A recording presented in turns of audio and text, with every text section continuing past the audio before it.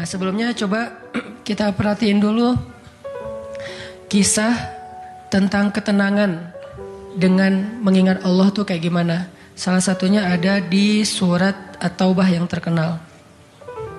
A'udzu billahi minasy syaithanir rajim. Illa tansuruhu faqad nasarahu Allah.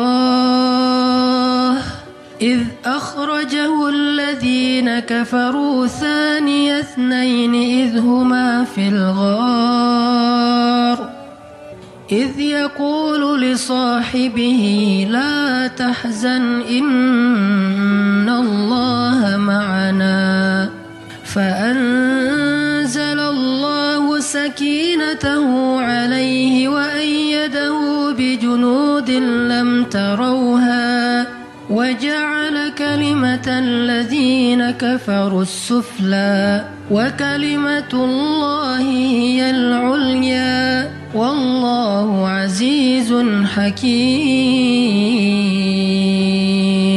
Kalau kalian tidak menolongnya, maka sungguh Allah akan menolongnya.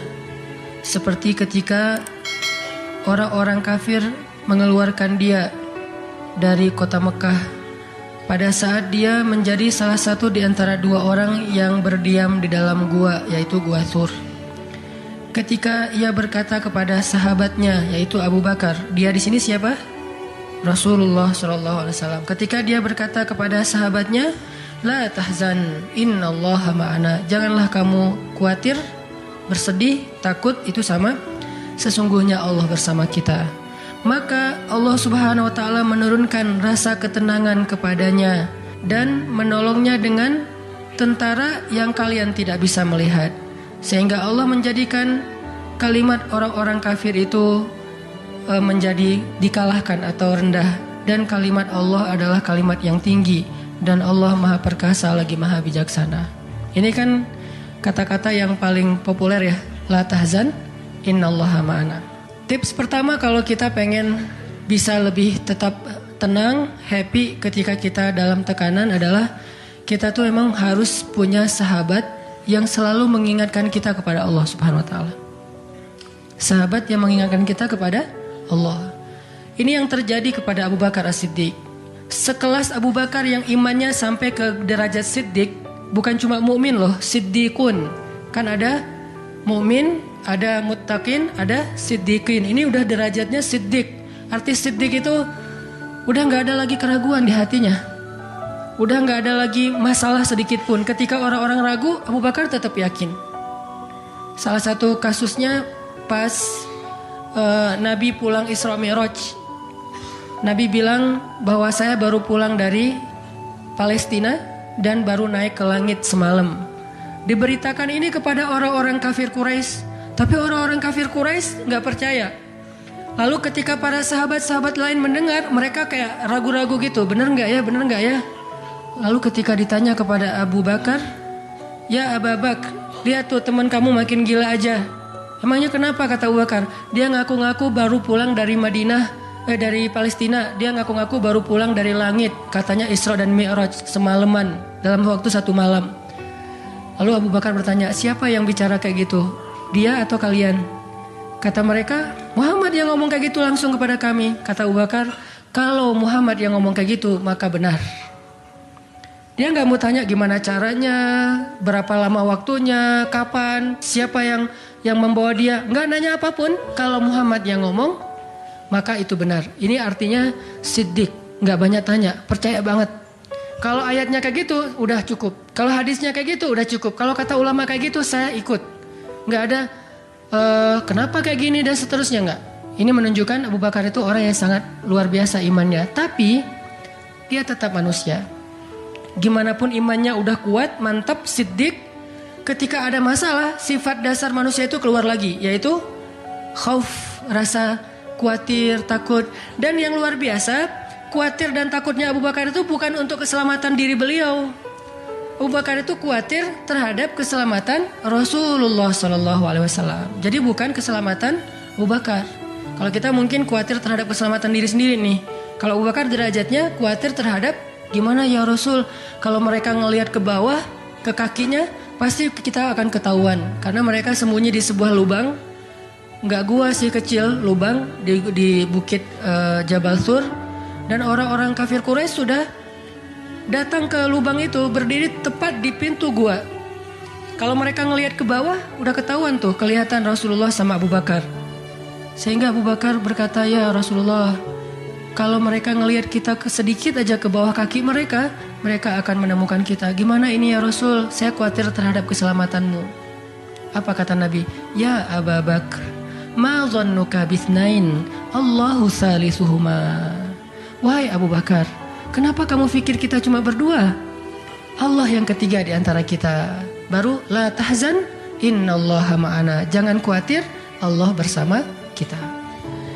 Kata-kata ini kalau diucapkan oleh orang solih pada waktu yang tepat ketika kita ngalamin satu masalah besar, itu akan luar biasa memberikan efek ketenangan buat kita. Tapi waktu yang tepat. Kalau normal-normal aja kayaknya agak kurang ngaruh nih. Makanya kata-kata kayak gini itu timingnya tuh harus pas. Dan yang mengatakan orang yang memang punya aura kesolehan yang luar biasa. Sekelas Rasulullah kurang apa? Itulah sebabnya kenapa kita harus punya banyak, atau setidaknya kita punya seorang sahabat, seorang teman yang solih, yang sering mengingatkan kita. Minimal istri. Kenapa? Karena kalau kita galau dalam urusan kerjaan, nanti pas kita pulang ke rumah, yang akan bilang la tahzan innallaha ma'ana adalah pasangan kita. Dengan nada yang lembut, dengan senyum yang khas, dengan dekapan yang mungkin penuh kasih sayang, itu benar-benar bisa bikin kita tenang. Gak tahu tenang karena kata-katanya atau dekapannya nih, nggak. Saya juga bingung. Dua-duanya kali ya. Dia bilang la tahzan ya azizi. Panggilan buat suami bahasa Arabnya yang lembut tuh azizi. Bukan al-aziz ya. Al-aziz mah nama orang. La tahzan ya azizi atau ya habibi atau ya albi. Albi itu artinya jantungku. Jangan dipakai deh, biar saya aja yang pakai itu. La tahzan. Jadi misalnya kayak suami galau tentang kerjaan. Mah, papa lagi galau nih. Kenapa Pak? Di kantor itu kemarin kita ada tawaran proyek. Cuman proyeknya kayaknya cara untuk ngedapetin proyek itu cara-caranya tuh agak-agak kurang baik gitu. Ada suap segala macam. Tapi itu proyeknya untung besar loh Mah. Nah kalau kita nggak suap, kita nggak akan dapat proyek itu. Ini gimana nih Mah? Diambil enggak? Kan galau nih, udah istikharah belum mantap nih hatinya. Istrinya yang bilang, Papa, Allah yang kasih kita rezeki. Kalau Papa ninggalin sesuatu karena Allah, Allah akan ganti dengan yang lebih baik. Pasti dari booster ya mah. Nyontek gitu ya. Kalau dia ngomong kayak gitu kan jadi mantep nih. Kayak saya juga pernah ngerasain lagi kayak sedih gitu, lagi galau karena satu urusan.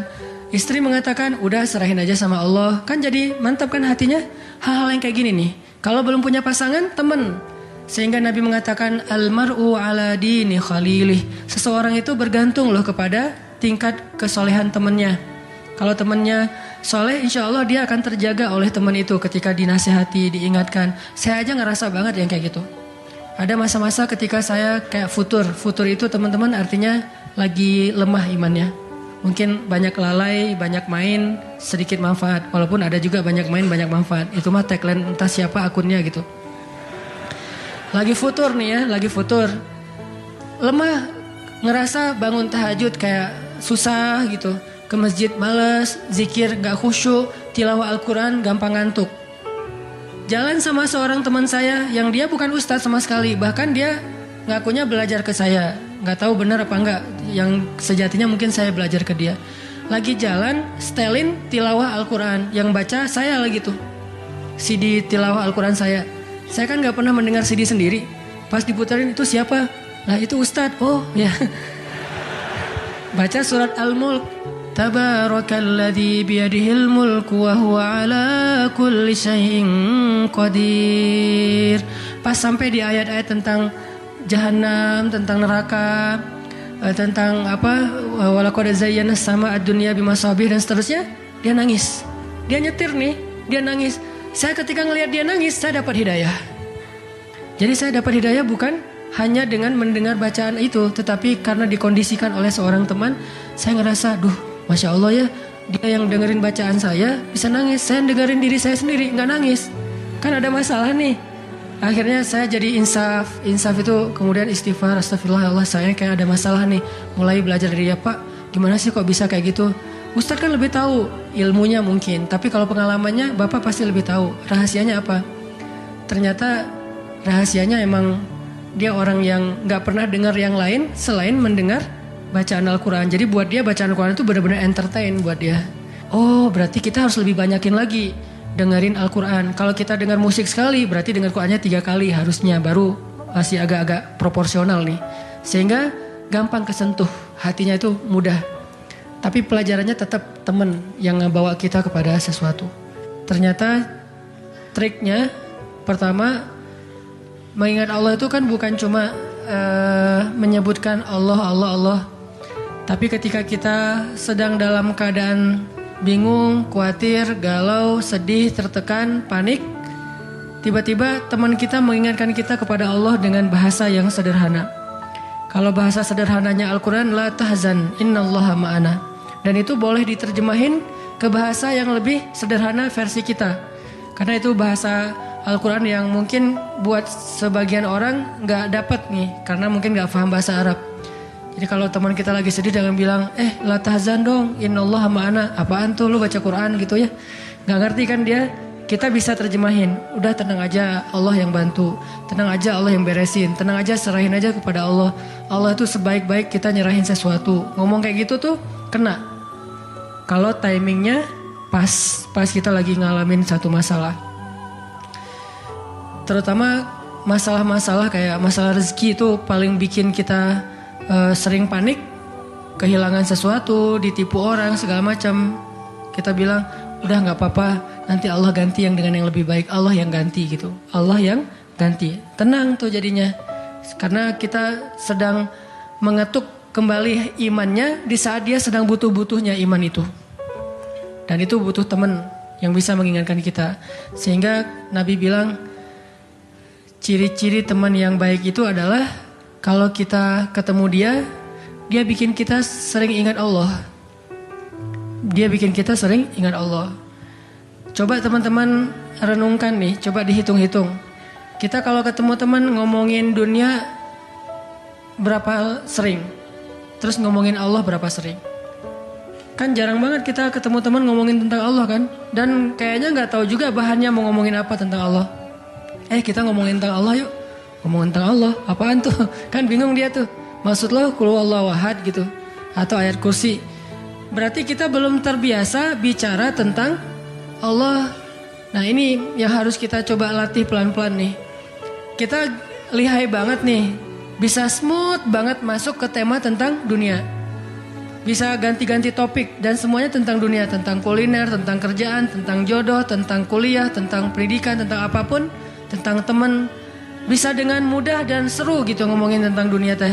Dan itu bukan sesuatu yang dilarang memang. Cuman kok gak seimbang kita ngomongin tentang Allah Subhanahu Wa Taala.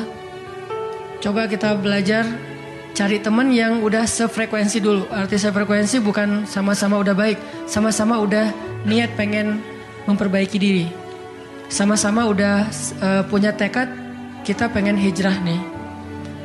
Lagi-lagi bukan merasa diri kita lebih baik dari orang lain. Tapi yang udah sefaham. Supaya gak banyak perdebatan. Ajak dia ngobrol tentang Allah pelan-pelan dan secara bertahap. Gak bisa langsung ngejos.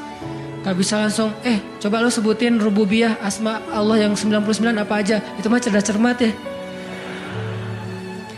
Tapi kita ngomongin Allah tuh baik banget loh, kemarin gini. Allah aja yang diomongin. Sehari minimal kita ngomongin Allah itu sekali deh.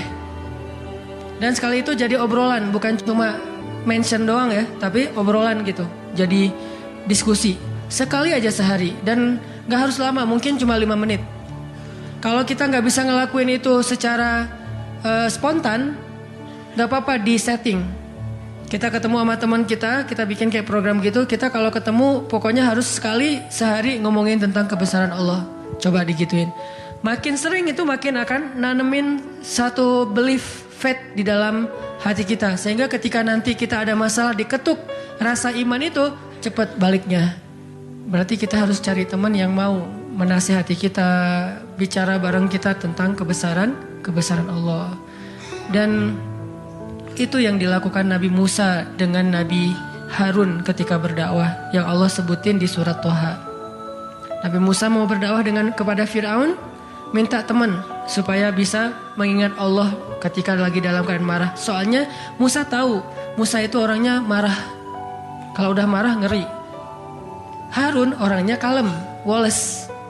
Sehingga butuh seseorang yang bisa menahan amarah dan emosinya Musa. Sehingga kata Musa, ya Allah, beri saya seorang teman yang bisa mendampingi saya dalam dakwah, yaitu Harun. Kay nusabbihaka katsira wa nadhkuraka katsira, supaya kami sering bisa mengingat engkau. Artinya kalau Musa sendiri marah, lupa sama Allah. Tapi kalau ada Harun, Musa istighfar, astagfirullahaladzim gitu. Begitu juga nabi kecil. Ada 2 orang nabi kecil sepupuan. Siapa dia? Isa dan Yahya. Nabi Isa dengan Nabi Yahya. Anak kecil 2 orang nih. Dua-duanya keren, dua-duanya soleh, dua-duanya ganteng, dua-duanya idola, selebgram lah di masanya. Pokoknya luar biasa nih 2 orang cowok. Anak usia, kalau gak salah Yahya waktu itu umurnya udah sekitar 10 tahun. Isa baru lahir, berarti beda 10 tahun. Pas mereka ABG beda 10 tahun tapi nyambung ngobrolnya. Pas mereka jalan kemana-mana berdua tuh, yang satu orangnya gampang tersentuh nangis yaitu Yahya, yang satu lagi orangnya tegas yaitu Isa. Sehingga kalau Isa lagi marah, Yahya yang mengingatkan Isa, tenang. Akhirnya tenang. Pas Yahya terlalu kayak baper gitu, aduh kasihan.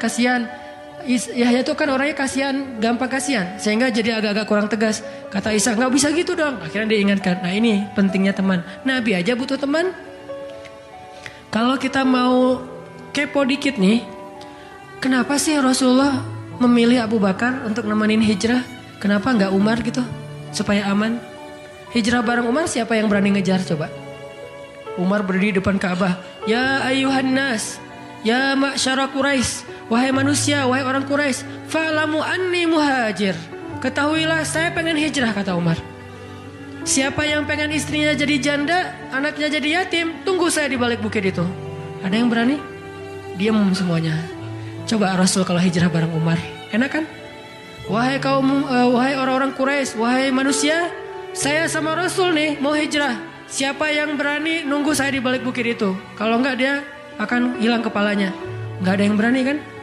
Kenapa Rasulullah milih orang yang lemah seperti Abu Bakar? Udah kurus, lemah, dan kaumnya kabilah yang lemah, Bani Taim.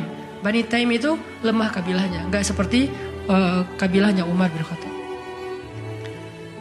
Kenapa bukan Umar? Kenapa bukan Hamzah? Hamzah itu pemanahnya para sahabat, pemanahnya orang-orang Mekah.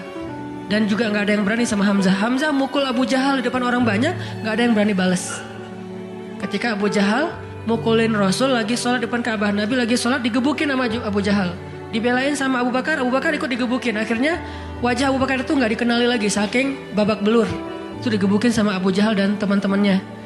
Ketika Hamzah dengar berita itu, langsung Hamzah pergi ke tempat orang-orang ngumpul, dicari mana Abu Jahal, dipukulin sama Hamzah sekuat-kuatnya sampai berdarah-darah Abu Jahal. Tapi orang Quraisy nggak ada yang berani balas, saking terpandangnya Hamzah. Kenapa nggak dengan Hamzah, pamannya sendiri? Atau kenapa nggak dengan Utsman gitu, yang kaya raya, yang bisa memberikan fasilitas VIP untuk Rasulullah, naik mobilnya Alphard gitu, nyaman hijrah? Kenapa Abu Bakar yang udah jatuh miskin, fisiknya lemah, kabilahnya tidak dipandang? Kenapa? Karena Abu Bakar itu yang paling solih di antara semua sahabat. Jadi pilihannya kesolihan, bukan kekuatan fisik. Kenapa? Kesolihan itu bisa menutupi kekuatan fisik yang kurang. Kenapa? Allah yang maha kuat. Kesolihan bisa menutupi kurangnya harta, Allah yang maha kaya. Kesolihan bisa menutupi kekurangan dari dukungan kabilah, Allah lebih banyak lagi dukungan dari langit dan bumi. Yang dicari oleh Rasulullah itu adalah teman yang soleh. Ya Abu Bakar, temani saya hijrah. Siap ya Rasulullah. Hasilnya apa? Dikejar-kejar sama orang Quraisy karena mereka gak takut dengan Abu Bakar. Tapi Ketika mereka mau ketemu dengan Rasulullah dan Abu Bakar di dalam gua, Allah palingkan wajah mereka dari melihat ke bawah kaki mereka. Allah punya banyak cara. Ada ulama yang bilang bukan cuma dipalingkan, tapi tiba-tiba merpati bikin sarang di situ laba-laba. Walaupun ada perdebatan di antara ulama ini hadisnya sahih atau enggak. Yang jelas, yang pasti nih Allah melindungi mereka dengan banyak cara sehingga nggak bisa ditangkap. Allah yang bertindak. Jadi butuh teman yang soleh. Walaupun nanti kenyataannya teman yang soleh ini malah ditenangkan oleh Rasulullah, bukan Rasulullah ditenangkan oleh dia gitu. Kan nyari teman yang soleh biar bisa menenangkan nih. Ternyata pas ada masalah, Rasul gimana? La tahzan, innallaha ma'ana, tenang, udah beres.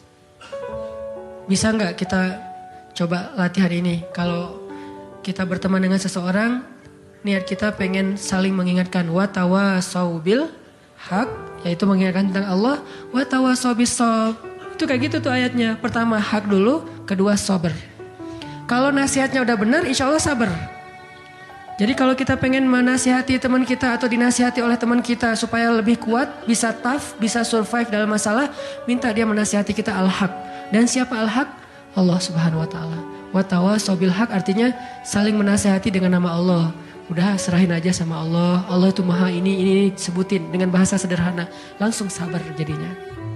Langsung lebih kuat, lebih tenang.